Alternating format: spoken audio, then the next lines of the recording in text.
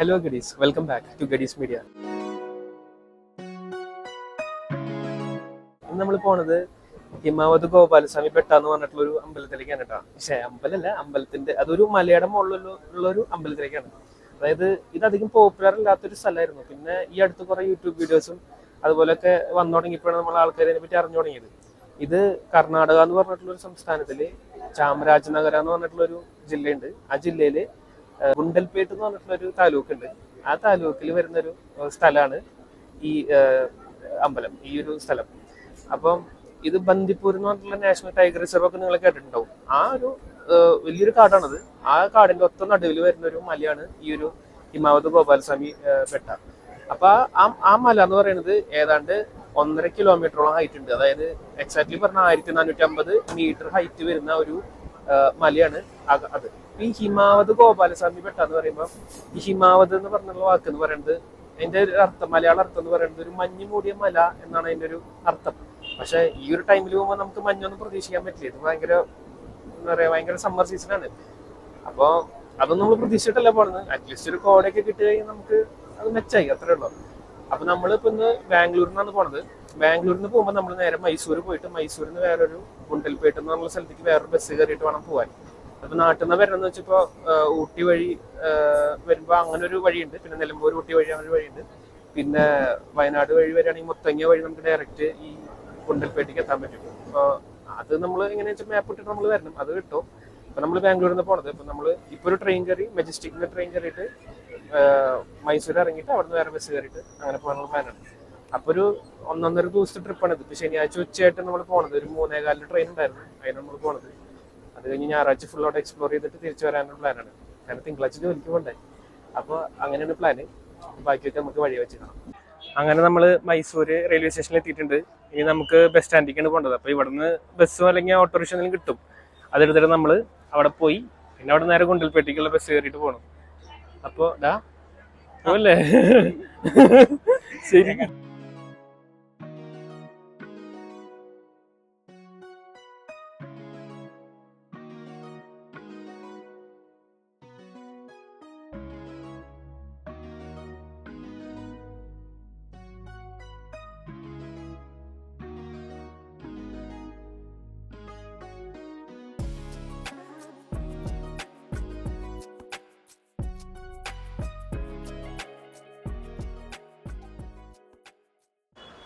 ഞങ്ങളിത് ഗുണ്ടൽപേട്ട് പോണ വഴിയില് പെട്രോൾ അടിക്കാൻ കെട്ടിയിട്ട് കയറിയേക്കാണ് കേട്ടാ. അപ്പൊ നിങ്ങൾക്ക് നോക്കിയാൽ കാണാം, ഒരു ലിറ്ററിന് ഇവിടെ ആകെ 102 രൂപ 50 പൈസ 54 പൈസ ഉള്ളൂ. നമ്മുടെ നാട്ടിൽ നിന്ന് ഇത്ര വ്യത്യാസമുണ്ട് ഇവിടെ. അപ്പൊ നമ്മള് ഗുണ്ടൽപേട്ട് എത്തിയിട്ട് റൂം എടുത്തു. ഇവിടെ നോക്കി കണ്ടിട്ടാണ് എടുത്തത്, അല്ലാണ്ട് ഓൺലൈനിൽ ബുക്ക് ചെയ്തിട്ടില്ല. കാരണം നമ്മൾ ഓൺലൈൻ നോക്കിയ റൂമുകള്, അതേ റൂമുകൾ ഇവിടെ കണ്ടപ്പോൾ അതിന്റെ അവസ്ഥ വളരെ പരിതാപകരമാണ്. അപ്പൊ ഓൺലൈൻ ട്രസ്റ്റ് ചെയ്തിട്ട് നിങ്ങൾ റൂം ബുക്ക് ചെയ്യണ്ട, നിങ്ങളിവിടെ വന്ന് കണ്ടെടുത്താൽ മതി. ഞങ്ങളിപ്പോ വന്നത് ഒരു വീക്കെൻഡ് ആണെങ്കിൽ ഞങ്ങൾക്ക് റൂം കിട്ടി. കുറെ റൂമുകളുണ്ട്, പക്ഷെ അതിന്റെ വൃത്തിയൊക്കെയാണ് അതിന്റെ പ്രശ്നം. ഇത് ചെറിയ റൂമാണ്, പക്ഷെ ഇതിൽ വൃത്തിയുണ്ട്. അതുകൊണ്ടാണ് അത് എടുത്തത് തന്നെ. ഏതാണ്ട് 700 രൂപ നമുക്ക് കോസ്റ്റ് വന്നത്. അപ്പൊ നമ്മൾ ഇന്ന് ചെയ്യാൻ പോണത്, ഇനി ഫ്രഷപ്പ് ആയി എന്തെങ്കിലും പോയി പുറത്ത് പോയി കഴിച്ച് നമ്മൾ ഉറങ്ങി നാളെ എണിച്ച് കാലത്ത് 7 മണിക്ക് നമുക്ക് ഗുണ്ടൽപേട്ട് സ്റ്റാൻഡിൽ നിന്ന് ഈ നമ്മുടെ ബേട്ടയുടെ അടിവാരം വരെ, ഈ മലയുടെ അടിവാരം വരെ ഒരു ബസ് ഉണ്ട്. അത് സെപ്പറേറ്റ് ഒരു ബസ്. പിന്നെ അതല്ലാണ്ട് അവിടെ നിന്ന് മുകളിലേക്ക് KSRTC ബസ്സുകൾ മാത്രമേ ഉള്ളൂ. Karnataka RTC, KSRTC തെറ്റിയിരിക്കേണ്ട. ആ ബസ്സുകൾ അത് മാത്രം നടത്തുന്ന സർവീസുകളാണ്. അപ്പൊ അത് 8:30ക്കാണ് സ്റ്റാർട്ട് ചെയ്യണത്. അപ്പൊ ബാക്കിയൊക്കെ നാളെ കാണാം. ഭയങ്കര ക്ഷീണമായി. അപ്പോൾ ഗുഡ് മോർണിംഗ് എവരിവൺ. നമ്മൾ രണ്ടാമത്തെ ദിവസമല്ല, ഇതാണ് ടെക്നിക്കലി ആദ്യത്തെ ദിവസം. അപ്പൊ നമ്മള് കാലത്ത് പോയി ഫുഡൊക്കെ കഴിച്ചിട്ടുണ്ടായിരുന്നു. ആ പിന്നിൽ കാണുന്ന റെസ്റ്റോറന്റ് ഇല്ലേ, അവിടെ നിന്നാണ് ഫുഡ് കഴിച്ചത്. അത് കഴിഞ്ഞ് ഞങ്ങളിപ്പോ സ്റ്റാൻഡിലേക്ക് നടക്കാണ്, മെയിൻ KSRTC ബസ് സ്റ്റാൻഡിൽ. അവിടെ പോയി കഴിഞ്ഞാൽ ഇവിടുന്ന് മലയുടെ അടിയിലേക്കുള്ള ഒരു ബസ് കിട്ടും. പിന്നെ അവിടുന്ന് നമ്മൾ വേറെ KSRTC തന്നെ അറേഞ്ച് ചെയ്തിട്ടുള്ള മിനി ബസ്സുകൾ ഉണ്ടെന്ന് പറഞ്ഞു, അതെടുത്തിട്ട് വേണം പോകാൻ. അപ്പൊ ഇവിടുന്ന് ആദ്യത്തെ ബസ് 7 മണിക്ക് സ്റ്റാർട്ട് ചെയ്തിട്ടുണ്ട്. പക്ഷെ ഇപ്പൊ സമയം 8:30. അപ്പൊ നമ്മൾ അങ്ങനെയാണല്ലോ, കാരണം ഫുഡ് കിട്ടാൻ കുറച്ച് വൈകി. അപ്പൊ അത് കഴിഞ്ഞിട്ട് ഇനിയിപ്പോ 8:30 തൊട്ട് മുകളിലേക്കുള്ള ബസ്സുകൾ അവിടെ നിന്ന് സ്റ്റാർട്ട് ചെയ്യുന്ന പറഞ്ഞു. അപ്പൊ പോയി കാണാം. നല്ല ദോശയായിരുന്നു അല്ലേടാ, എന്താ അഭിപ്രായം? കൊള്ളാം. അപ്പൊ നമ്മൾ ഇവിടെ വന്നിരിക്കുന്ന കേട്ടാ ബസ് സ്റ്റാൻഡില്. ഇവിടെ ചോദിച്ചപ്പോ ഓരോ അരമണിക്കൂറിൽ ഓരോ വണ്ടി ഉണ്ടെന്നാ പറഞ്ഞത്. പിന്നെ നമ്മൾ നോക്കുമ്പോ ഈ ക്ഷേത്ര ദർശനത്തിനായിട്ട് കുറെ പേര്, എന്താ പറയാ, അമ്പലത്തിലേക്കായിട്ട് തന്നെ വരുന്നവർ കുറെ പേര് ഇഷ്ടം പോലെ ഉണ്ട്. അപ്പൊ നല്ല തിക്കും തിരക്ക് തന്നെയാവും ബസ്സിൽ. നമ്മൾ പിന്നെ എക്സ്പ്ലോർ ചെയ്യാനാണല്ലോ. അങ്ങനെ പിന്നെ അവിടെ എത്തിയിട്ട് കാണാം. ഞങ്ങള് വേറൊരു വണ്ടിയിൽ കയറിയിട്ടാ. ഞങ്ങളവിടെ ബസ് കാത്തു നിന്നിട്ട് ഒരു വണ്ടിയും കണ്ടില്ല. അപ്പൊ ഇതുപോലെ പ്രൈവറ്റ് ആയിട്ട് അങ്ങോട്ട് പോണ ആൾക്കാർ നമ്മോട് ചോദിച്ചു വെട്ടയിലേക്കാണോ, അങ്ങനെയാണെങ്കിൽ വന്നു പറഞ്ഞു. അപ്പൊ ബസ് ചാർജ് നമ്മുടെ തോന്നുള്ളൂ 35 രൂപ ഇവിടുന്നുള്ളൂ. ഇവിടെ ഞാൻ 20 കിലോമീറ്റർ ഉണ്ട്. അത് കുഴപ്പമില്ല. ഇത് ടാറ്റയുടെ മറ്റേ AC മോഡൽ വണ്ടിയാ. അപ്പൊ ഇതിലുണ്ട് അത്യാവശ്യം പേരെ കൊള്ളിച്ചിട്ടുണ്ട് വരും. നമ്മള് മുന്നിൽ സീറ്റ് എടുത്ത് വീഡിയോ എടുക്കട്ടെ. അപ്പൊ അങ്ങനെ അപ്പൊ ഇങ്ങനെ ഒരു ഓപ്ഷൻ ഉണ്ട്. ആ കാണുന്നത് സ്റ്റാൻഡ് ആണെങ്കിൽ അതിന്റെ പുറത്ത് ഇതേപോലത്തെ വണ്ടി കയറി എടുക്കണ്ടാവും. അപ്പൊ അവിടെ ബസ് വന്നില്ലെങ്കിൽ നിങ്ങൾക്ക് ഇവിടെ വന്ന് ചോദിക്കാം. ഇവിടെ നമുക്ക് വണ്ടി കിട്ടിയിടാൻ പറ്റാ.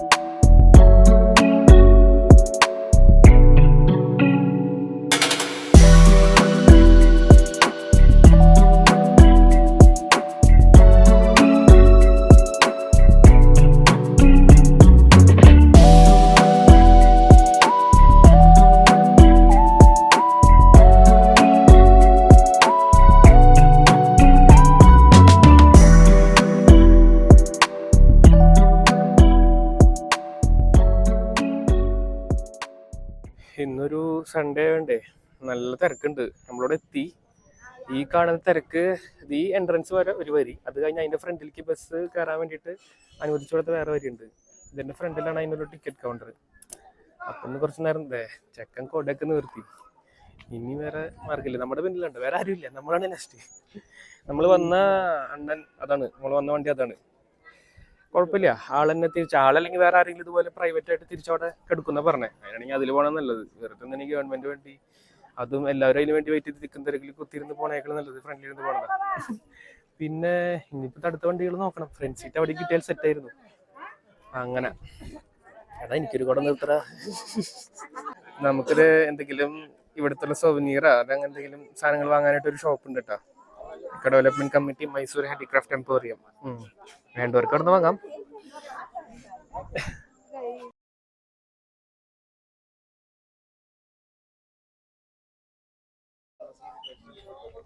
ഇങ്ങനത്തെ ജീപ്പുകളുണ്ട് കേട്ടോ. പിന്നെ മെലിക്ക് ബസ് മാത്രമല്ല, അതിന് 8 ആൾക്ക് പോകണമെങ്കിൽ 800 രൂപയാണ് ചെലവ് വരണമെന്ന് പറഞ്ഞാൽ നമുക്ക് അതിന്റെ ആവശ്യമൊന്നുമില്ല. നമ്മള് ബസ്സിൽ പോകണു, അത്രേ ഉള്ളൂ. ഇത് ആകെ 5.5 കിലോമീറ്ററിന്റെ മുകളിലേക്കുള്ളൂ. അങ്ങനെ അപ്പൊ അങ്ങനെ പിന്നെ പ്രത്യേകിച്ച് ഓഫ് റോഡ് വഴിയൊന്നുമില്ല. നമുക്ക് ജീപ്പ് എക്സ്പീരിയൻസ് ആയിട്ട് വലിയ വഴിയൊന്നുമില്ല. പിന്നെ ഈ കാണുന്ന ഒരു ഇതാണ് കേട്ടോ ടിക്കറ്റ് കൗണ്ടർ. ഇവിടെ നമുക്ക് ടിക്കറ്റ് എടുക്കണം. എത്രയാന്ന് പിന്നെയും എടുത്തു കഴിഞ്ഞിട്ട് പറയാം, കറക്റ്റ് അറിയില്ല. കണ്ട 2 ആൾക്ക് നമുക്ക് വന്നത് 140 രൂപ, അതായത് ഒരാൾക്ക് 70 രൂപ. ഇത് കർണാടക RTC ടിക്കറ്റ് ആണ് കേട്ടോ, അപ്പ് ആൻഡ് ഡൗൺ. അപ്പൊ നമുക്ക് അതിൽ പോവാം. അത്യാവശ്യം വരിയുണ്ട്. കാലത്ത് 8:30 തൊട്ട് 4 മണി വരെയാണ് കേട്ടാ നമുക്ക് ഇവിടേക്കുള്ള എൻട്രി ടൈം.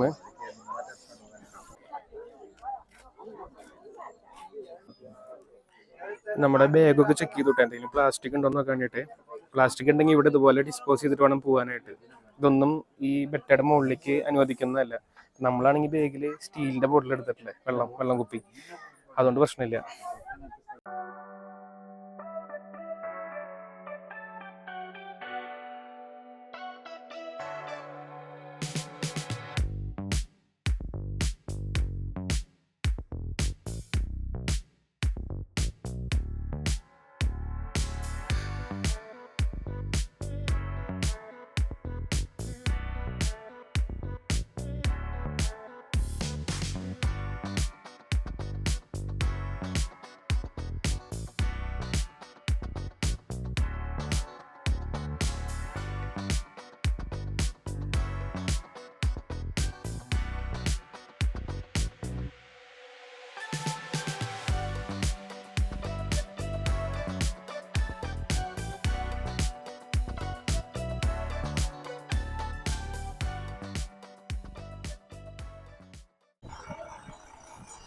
അപ്പൊ നമ്മൾ അമ്പലത്തിൽ എത്തിയിട്ടാ.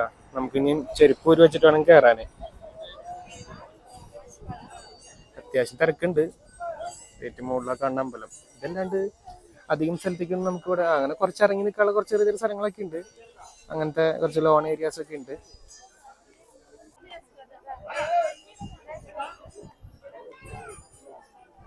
സ്റ്റെപ്പും ഉണ്ട്. അതുപോലെ തന്നെ ഇതെന്താ വീൽ ചെയർ ഒക്കെ കയറാൻ വേണ്ടിട്ട് ഒരു സ്ഥലമാക്കി വെച്ചതാവൂല ആണെങ്കിൽ അധികം വലിയ കുന്നു പോലൊന്നുമില്ല, സീനില്ല.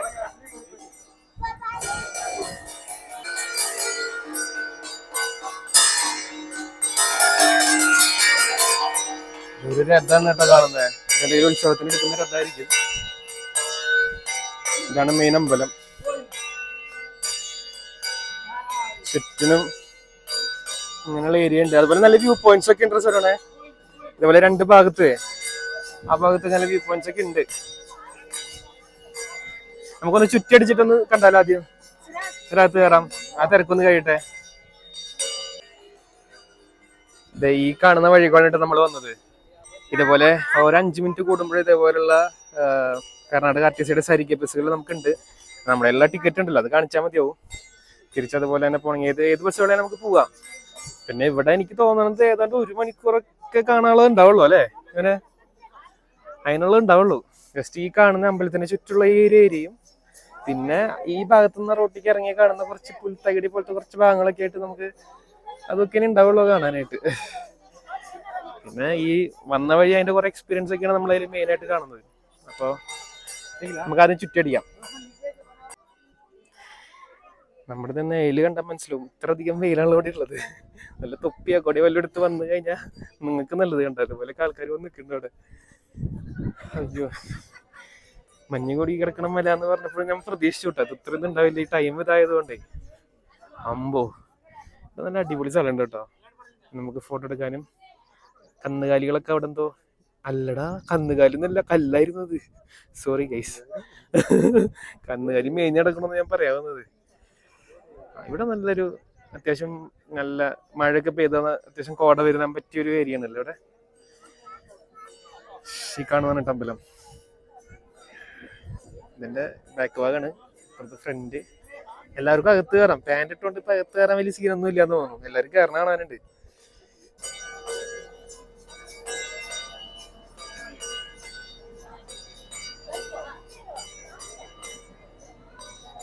കൃഷ്ണന്റെ പ്രതിഷ്ഠയുള്ള അമ്പലമാണ് ഇട്ടത്. അതാണ് ഈ ഗോപാലസ്വാമി എന്ന് പറഞ്ഞാല് കൃഷ്ണന്റെ വേറൊരു പേരാണ്. നിങ്ങൾക്കറിയോ അത്?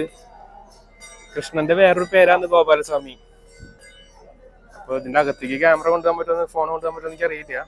നോക്കി നോക്കാം.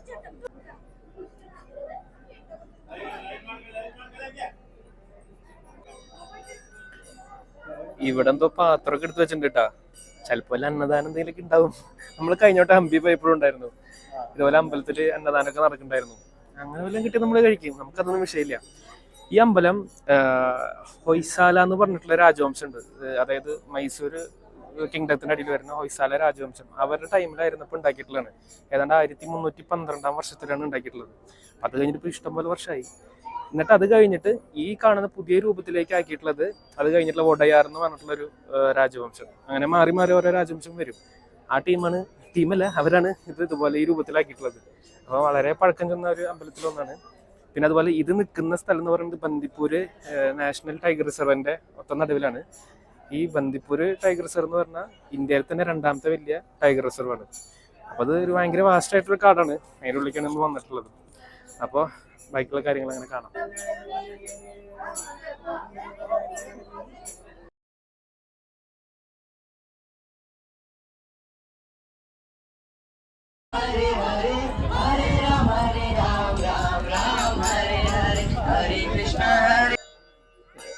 ഈ കാണുന്ന ഏരിയയിലൂടെ എന്നും ഒരു ആന ഇവിടെ സ്ഥിരമായിട്ട് വന്നിട്ട് പ്രസാദം കഴിച്ച് പോകാറുണ്ട് കേട്ടോ.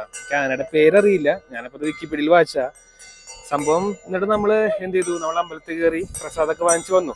അകത്ത് നമുക്ക് ഫോൺ എടുക്കാനുള്ള ഓപ്ഷൻ ഒന്നും ഇല്ല. ഫോട്ടോഗ്രാഫി ആൻഡ് വീഡിയോഗ്രാഫി നോട്ട് അല്ല അവിടെ നിന്ന് എഴുതി വെച്ചിട്ടുള്ളത്. അപ്പം നമ്മൾ എടുക്കാൻ നോക്കിയില്ല. അപ്പൊ അവിടെ അങ്ങനത്തെ കുറെ കാര്യങ്ങളായിരുന്നു. ഒരു പ്രസാദം നമുക്ക് കിട്ടി, എല്ലാവരും വന്ന് ദർശിക്കുന്നുണ്ട്. പിന്നെ അതല്ലാതെ ഒരു തൊട്ടില് ഇങ്ങനെയുണ്ട്. ആ തൊട്ടിലിന്റെ അകത്ത് ഈ കൃഷ്ണന്റെ എന്താ പറയാ ബ്രാസ് കൊണ്ടുള്ള അല്ലെങ്കിൽ സ്വർണ്ണം കൊണ്ടൊക്കെ ഉള്ള വിഗ്രഹമൊക്കെ ആൾക്കാർ വെച്ചിട്ട് ഇങ്ങനെ കൊടുത്തിട്ടുണ്ട്. എനിക്ക് തോന്നുന്നത് എന്തെങ്കിലും കുട്ടികൾ ഉണ്ടാകാൻ വേണ്ടിയിട്ടുള്ള വല്ല പ്രാർത്ഥിച്ചിട്ടുള്ള രൂപത്തിൽ കൊടുക്കണതായിരിക്കും. അതുപോലെ പൈസ ഇട്ടിട്ടുണ്ട് അങ്ങനെയൊക്കെ. പിന്നെ നമ്മൾ അതിൻ്റെ അകത്ത് കണ്ടത് ഈ സ്ഥിരം വരുന്ന ആന എന്ന് പറഞ്ഞില്ലേ, അതിന്റെ ഒരു ഫോട്ടോ ഒരു ഫ്രെയിം ഇട്ടിട്ട് വലിയൊരു ഫ്രെയിം ആക്കി വെച്ചിട്ടുണ്ട്. അപ്പൊ അവർക്ക് അങ്ങനെ ഓരോ വിശ്വാസങ്ങള്. അപ്പൊ നമുക്കത് കാണാൻ പറ്റിയിട്ടില്ല. നമ്മളിപ്പോ ഈ നേരത്തൊന്നും ആനേനെ കണ്ടില്ല. അതങ്ങനെ പല നേരത്ത് അതിന് തോന്നുന്ന നേരത്ത് അത് വരിക, പക്ഷെ എന്നും വരും എന്നാണ് പറയണത്. അങ്ങനെ ഇനിയിപ്പോ അധികം വൈകാണ്ട് തന്നെ നമുക്ക് തിരിച്ചടുത്തൊരു വണ്ടിയിൽ പോകണം.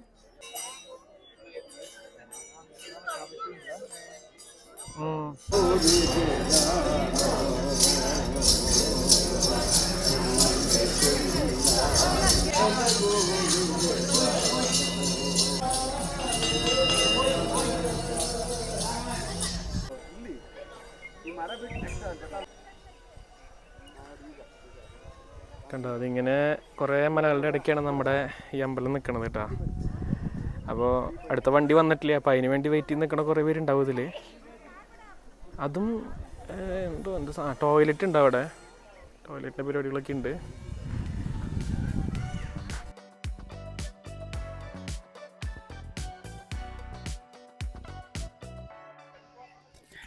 ഇവിടെ കുറെ ആടിനൊക്കെ മേയ്ക്കാനായിട്ട് കൊണ്ട് നിർത്തിയിട്ടുണ്ട് കേട്ടോ. അപ്പൊ അതിന്റെ ഇടയിലൊക്കെ പോയിട്ട് കുറെ പേര് ഫോട്ടോ ഒക്കെ എടുക്കുന്നുണ്ട്. നല്ലൊരു സീനറി അല്ലേ. പിന്നെ നമ്മുടെ ബസ് വേറെ ഒരെണ്ണം വന്നിട്ടുണ്ട്. നമ്മള് നേരത്തെ ആ വണ്ടിയിൽ കയറിയിരുന്നു. നമ്മള് കാലത്ത് വന്ന വണ്ടിയിൽ തന്നെ ഐസിൽ നമ്മൾ കയറിയിരുന്നു. നോക്കുമ്പോൾ വേറെ ബസ് ഇവിടെ വന്നിട്ടുണ്ട്. ഇതാദ്യം പോവാണെങ്കിൽ ഇതിൽ പോവാം. പക്ഷെ ഇത് വളരെ കുറവായിരുന്നു. അത് നമ്മൾ ഉദ്ദേശിച്ച അത്ര എണ്ണം ഈ ബസ്സുകളില്ല.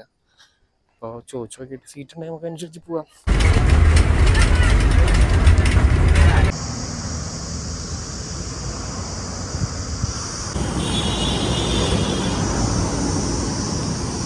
അപ്പൊ നമ്മള് വെക്കേറ്റ് ചെയ്യാണ് കേട്ടാ. നമ്മുടെ ബാക്കിൽ കാണുന്ന ആ ഒരു ബിൽഡിംഗ് ഇല്ലേ, അതിലെ ആ HDFC ബാങ്കിന്റെ മുകളിലുള്ള ആ 2 നിലയാണ് നമ്മുടെ ലോഡ്ജ്. അതൊരു മലയാളി നടത്തുന്ന ലോഡ്ജാണ്. അപ്പോൾ സ്റ്റേ ചെയ്യാം. അത്യാവശ്യം വൃത്തിയൊക്കെയുള്ള ലോഡ്ജാണ്. ഒരു ദിവസം നമുക്ക് 700 രൂപയാണ് ചെലവ് വന്നത്. അതൊക്കെ ഇന്നലെ ഞാൻ ഇവിടെ എത്തിയ വഴിക്ക് പറഞ്ഞിട്ടുണ്ടായിരുന്നു. പിന്നെ എന്താ പറയാ വെച്ചാൽ ഇവിടെ നിന്ന് അധികം നമ്മള് ഈ നോൺ വെജ് ഈ പുറത്തുനിന്നുള്ള ഏരിയയിലൊന്നും അധികം നോൺ വെജ് കഴിക്കാനൊക്കെ ഉണ്ടാകുന്ന ആള് തന്നെ നമ്മളോട് പറഞ്ഞു. കാരണം അത് അത്ര ക്ലീൻ അല്ല എന്നാൾ പറഞ്ഞു. അപ്പം വെജാണ് ഏറ്റവും കൂടുതൽ ഇവിടെ ആൾക്കാർ പ്രിഫർ ചെയ്യുന്നത്. അപ്പൊ അങ്ങനെ കഴിക്കാൻ നോക്കുക. ഇനിയിപ്പോ നമ്മൾ പോണ വയ്ക്ക് എന്തെങ്കിലും ലൈറ്റ് ആയിട്ട് ഇഡ്ഡലി എന്തെങ്കിലും ഇന്നലെ ഒരു ഇഡ്ഡലി കഴിച്ച കടയിൽ. അപ്പൊ എന്തെങ്കിലും കഴിച്ചിട്ട് നമ്മള് പിന്നെ നേരെ ബസ് സ്റ്റാൻഡിലേക്ക് പോയി അവിടെ നിന്ന് കയറി പോകുന്നതാണ്. അപ്പൊ നമ്മള് ഇഡ്ഡലി കടയിലേക്ക് വന്നേക്കാൻ കേട്ടാ. ഈ കാണുന്നത് തട്ട് ഇഡ്ഡലി, അത്യാവശ്യം നല്ല വലിപ്പമുള്ള ഇഡ്ഡലിയാണ് നമ്മുടെ നാട്ടിൽ വെച്ച് നോക്കുമ്പോ. ഈ കാണുന്ന ബസ് മൈസൂർക്കുള്ളതാണ് കേട്ടോ. അതിലേക്കുള്ള തിരക്ക് നോക്കിയേ. നമ്മളെന്തായാലും ഇരുന്നിട്ട് പോകാൻ പ്ലാന്. അപ്പൊ നമ്മൾ അടുത്ത വണ്ടിക്കായിട്ട് എന്തായാലും വെയിറ്റ് ചെയ്യാണ്. ഈ കാണുന്നതാണ് കേട്ടോ ഗുണ്ടൽപേട്ട് സ്റ്റാൻഡ്. ഇതിന്റെ ബാക്കിലും ബസ്സുകളുണ്ട്. കുറച്ച് വണ്ടികൾ ഫ്രണ്ടിലും നിർത്തിയിട്ടുണ്ട്. അങ്ങനെ അപ്പൊ ഞങ്ങൾ ഇനി മൈസൂർ പോട്ടെ.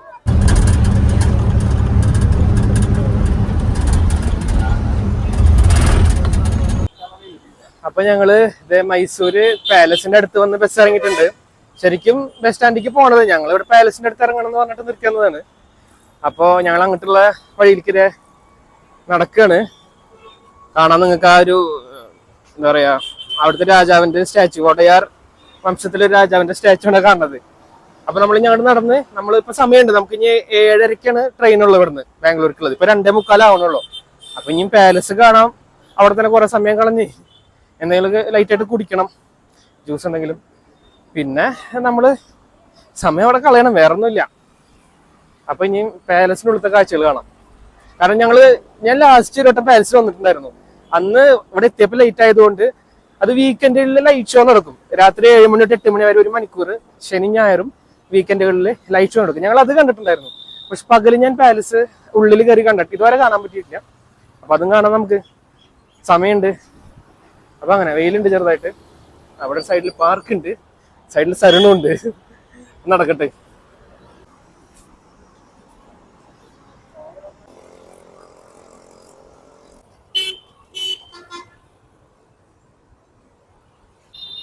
ഞങ്ങളിത് ഇവിടെ ഒരു കരിമ്പൻ ജ്യൂസ് കുടിക്കാൻ വേണ്ടിയിട്ട് നിർത്തിയേക്കാണ്.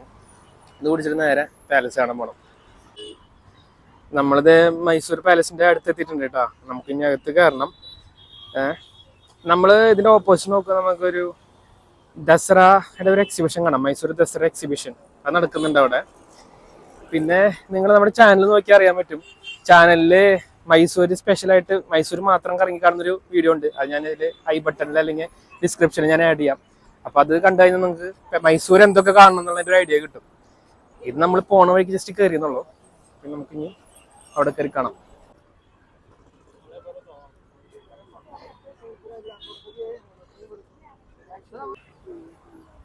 അപ്പൊ നമ്മൾ ഈ ഭംഗിയിൽ കണ്ട ഈ ഏറ്റിക്കോട് അല്ല എൻട്രൻസ്. ഇവിടെ നിന്ന് വീണ്ടും പോയിട്ട് നമ്മൾ റൈറ്റ് അടിച്ചിട്ട് ആ സൈഡിൽ നിന്ന് വേണം പാലസിലോട്ട് കയറാൻ. നമ്മൾ അങ്ങോട്ട് പോട്ടെ. അങ്ങ് ഓടക്കുകളൊക്കെ വെക്കുന്നുണ്ടല്ലോ. അതിലും അവിടെ ഒരു കുതിര വണ്ടി.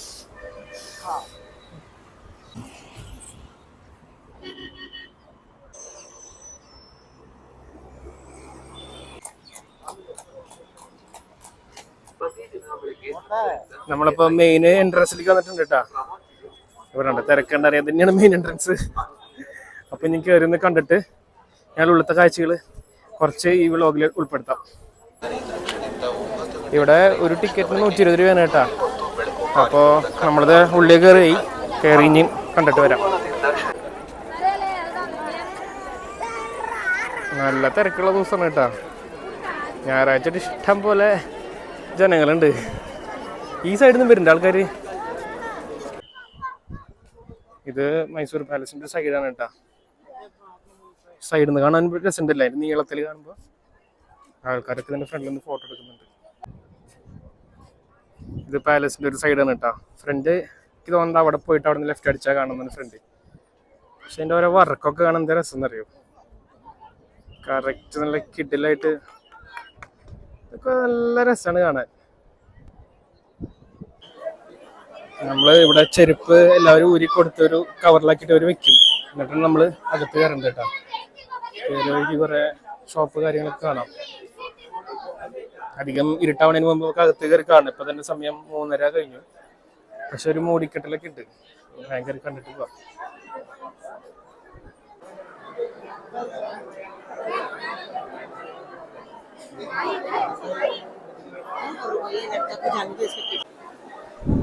മൈസൂർ കൊട്ടാരത്തിന്റെ ഒരു രൂപമാണ് കേട്ടോ കാണുന്നത്. പിന്നെ പഴയ പാലസിൽ ഉണ്ടായിരുന്ന കുറെ എന്തൊക്കെയോ പുരാവസ്തുക്കളാണ് ഈ കാണുന്നതൊക്കെ ഇരിക്കുന്നത്. ഈ കാണുന്നത് പാലസിന്റെ ഒരു നടുമുറ്റം പോലത്തെ സെറ്റപ്പ് ആണ് കേട്ടോ. ചിലപ്പോ ഇതേപോലത്തെ കുറെ നടുമുറ്റങ്ങളൊക്കെ ഉണ്ടാവും. ഇത് ഇങ്ങനത്തെ ഒരെണ്ണം പോരതില്ലേ, നന്നായിട്ടുണ്ട്. ഇതിന്റെ മുകളിൽ എന്താ ഒരു നെറ്റ് വെറുതെ കെട്ടിയിട്ടുണ്ട്. അധികം കിളികളൊന്നും കിടക്കാണ്ടിരിക്കാനൊക്കെ ആയിട്ടാവും.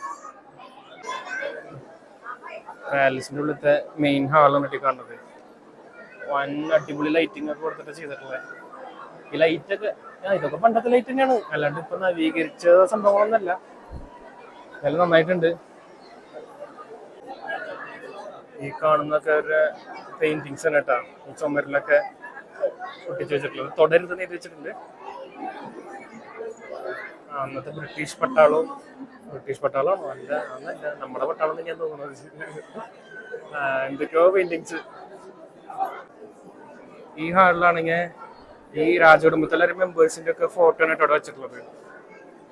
ചുറ്റിനും നമുക്ക് ഇവിടുത്തെ ഓരോ എന്താ പറയാ രാജകുടുംബാംഗങ്ങളുടെ ഫോട്ടോസ് കാണാൻ പറ്റും. ഇതൊക്കെ രാജാക്കന്മാർ ഉപയോഗിച്ചിട്ടുള്ള ഓരോ സാധനങ്ങളൊക്കെ ഇട്ട് വയ്ക്കാൻ ഉപയോഗിക്കുന്ന എന്തൊക്കെ പെട്ടികളാണ് ഇവിടെ കാണുന്നത്. ഇതിലെ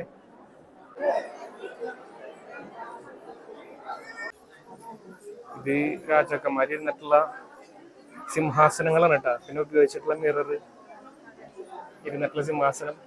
ഇതിന്റെ ഒക്കെ റൂഫ് നോക്കി ഫുള്ള് വുഡിന്റെ വർക്കാ.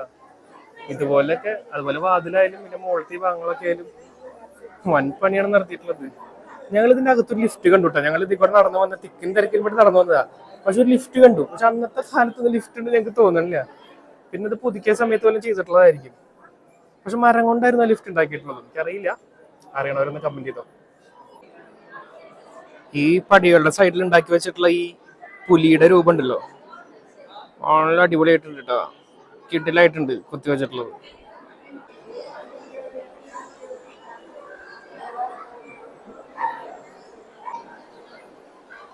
ഈ കാണുന്നതാണ് കേട്ടോ മൈസൂരിലെ തൃശ്ശൂർ പൂരം. പൂരത്തിന്റെ എന്തോ പരിപാടികള് എന്തോ ദസറയുടെ വല്ല സംഭവങ്ങളായിരിക്കും. പിന്നെ എന്തൊക്കെയോ രൂപങ്ങള്. എന്താന്ന് എനിക്ക് പറഞ്ഞാൽ അറിയാൻ കൂടിയില്ല. ഇതൊക്കെ കൊട്ടാരത്തിലെ പാട്ടുകാരാന്ന് തോന്നുന്നു. ഈ കാണുന്നത് കൃഷ്ണരാജ വടിയാർ എന്ന് പറഞ്ഞിട്ടുള്ള രാജാവിന്റെ പ്ലാസ്റ്റർ ഓഫ് പാരീസ് ഉണ്ടാക്കിയ സ്റ്റാച്ചു ആണ് കേട്ടോ. പക്ഷെ എന്താ അതിന്റെ ഒരു കണ്ടീഷൻ, കാരണം നമ്മളെ നോക്കി വെക്കണ പോലെ ഉണ്ട്.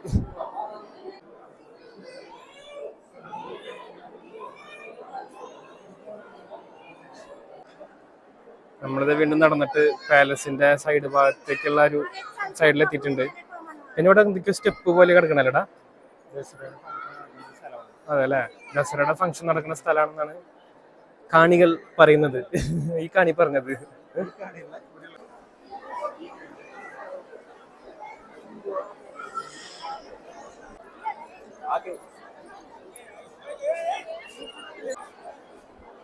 വെള്ളം കുടിക്കാനുള്ളൊരു വെള്ളം നിറയ്ക്കാനുള്ള സ്ഥലം ഉണ്ട് കേട്ടോ ഇവിടെ. കുടിക്കാനും നിറയ്ക്കാനും എന്താ വെച്ചാൽ നമ്മളപ്പോ പാലസിന്റെ കണ്ടു കഴിഞ്ഞ് പുറത്തേക്ക് ഇങ്ങനെ നടക്കുകയാണ്. നല്ലൊരു വ്യൂ ഉള്ള സ്ഥലമാണ് കേട്ടത്. അപ്പൊ ഞങ്ങള് ഈ ട്രിപ്പിൽ മൈസൂർ പാലസ് കൂടി കണ്ടിട്ട് തിരിച്ചു പോകാൻ കേട്ടാ. അപ്പൊ ഇനിയും ചെന്നിട്ട് ട്രെയിൻ എടുത്ത് നമ്മൾ ബാംഗ്ലൂർ എത്തി പിന്നെ അങ്ങനെ റൂമിലേക്ക് എത്തണം. അപ്പോൾ ഇനി നേരെ ഇരുട്ടാവും, അതുകൊണ്ട് പോവാന്ന് ടാറ്റ പറയാൻ വന്നതാണ്. അപ്പം ഇനിയൊരു ഇൻഫോർമേറ്റീവ് ആയിട്ടൊരു നല്ലൊരു ട്രാവൽ വീഡിയോയിൽ വരുന്നവരെ സൈനിങ് ഓഫ്. ഞങ്ങൾ ബൈ.